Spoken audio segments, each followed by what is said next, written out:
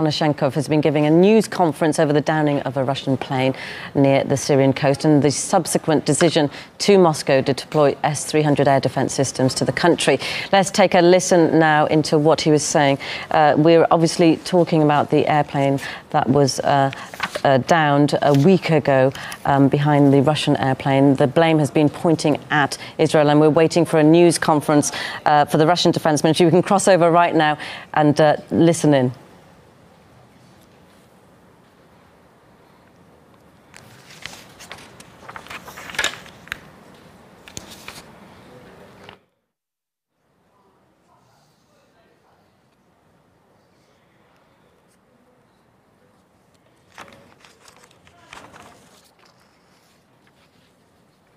OK, we're waiting for a press conference to happen now. The Russian Defense Ministry spokesperson Igor Konashenkov is due to give a conference over the downing of a Russian plane near the Syrian coast and the subsequent decision by Moscow to deploy S-300 air defense systems to the country. We're going to try and cross over again now and listen to what's been said. Presented detailed information regarding the incident with the Ilyushin Il-20 that happened in the night of September 17. We directed our attention at some comments which are aimed at twisting the facts. We also studied the statement of the head of the Israeli Army of Defense. The statement reads that the F-16 jets were not hiding behind the back of the Russian Ilyushin Il-20. We'll give you additional data today which allows you to understand how, second by second, Israeli planes were there, as well as the S-200 missile was traveling the airspace. The information we have today had been received from the S-400 radar systems stationed at the Hmeimim air base.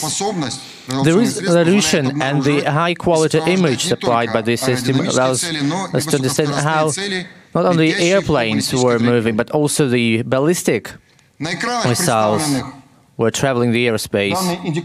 This is the control indicators of the Hmeimim S-400 radar point. On the right screen, you can see the indicator which stands for the targets in terms of their place in the airspace, their altitude and exact location. With the yellow color, you see several aircraft identified by the S-400 system. These are Israeli jets. They were assigned numbers 125, 130, 149 and 045. These numbers were given by the system automatically. The green color are the aircraft registered by the friend or foe system operated by Russia. This is Il-20, numbered 007. The red color stands for new targets identified by the radars, including missiles shot by the air defense systems. On this screen, you can see S-200 surface-to-air missile shot by the Syrian air defense with the number assigned 158B. B means air ballistic target at high speed. When assigning numbers and letters, the system works automatically, relying on the characteristics of these targets. You can clearly see on the screen where S-200 missile was traveling after shot by the air defense system. Here you can see the Russian plane and the Israeli jet. So it's clearly seen that the trajectory goes all the way to the Israeli jet. On your left screen, you can see the indicators which stand for the altitude and the distance at which these aircraft were from the system. As you can see, that very moment, 3 Israeli jets were patrolling this area at the altitude above 7 kilometers. The location of the indicator radar screen is marked by the yellow color. They have their numbers 140 130, and one more number, 149. This is number which stands for the Russian plane was at the altitude between 9 and 10 kilometers, close to a Russian plane. And it was just on this trajectory where the missile was traveling. S-200 missile was traveling to the jet, Israeli jet numbered 149. You can see that the altitude of the S-200 missile is above the Israeli plane and above Russian plane. Look at the next slide, please. At 10:02, the missile caught the highest cross-section in the area. That was the Ilyushin Il-20. As you can see, the missile first traveling to the Israeli jet moved to engage Il-20. Here you can see the moment when Il-20 was struck by this missile.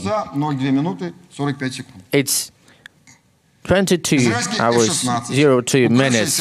Israeli jet hiding behind Russian Il-20 stays in the area for patrolling to the west of the Syrian coast.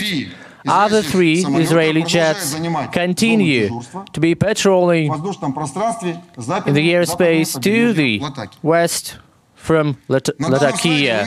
On this slide, you can see how the situation was developing after the tragedy. Russian Il-20 disappeared from the radar. I'd like to turn your attention to the fact that the Israeli F-16 was in that area. Nonetheless, very close to the place of the tragedy. Look at the number of this air target. It's changed. That stands for the fact that it changed the direction of its flight and its altitude. All this has been documented by the radar of the S-400 air defense system of Russia. Colleagues, the data we present to you today, they not only show, they prove that the blame lies on the Israeli Air Forces and those who made that decision to conduct that operation. Again, I'd like to underscore that these provocative actions on the 17th of September were conducted in the area where not only military but also civil aircraft start their descent to land on the main air base. So all the statements made by the Israeli military that Israeli jets have nothing to do with the tragedy which took the lives of 15 Russian personnel members have nothing to do with the reality.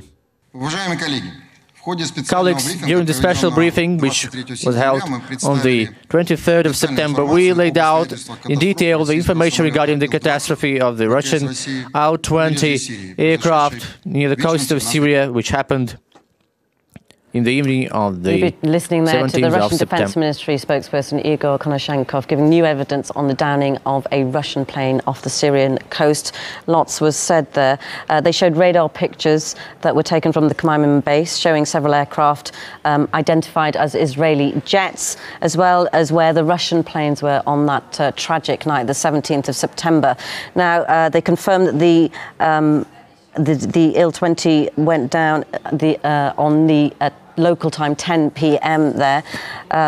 It was a color-coded presentation, and he said that you could clearly see on the screen the Russian and Israeli planes, and it showed 3 Israeli jets patrolling the area, and the radar showed the moment the Israeli aircraft hit the Russian aircraft at 2200 and how the situation developed after that tragedy. The MOD said that the Israeli jet S-200 hid behind the Il-20, and then that tragedy happened. Now, reports are suggesting the US Deputy Attorney General is about to leave his position. That's just days after media alleged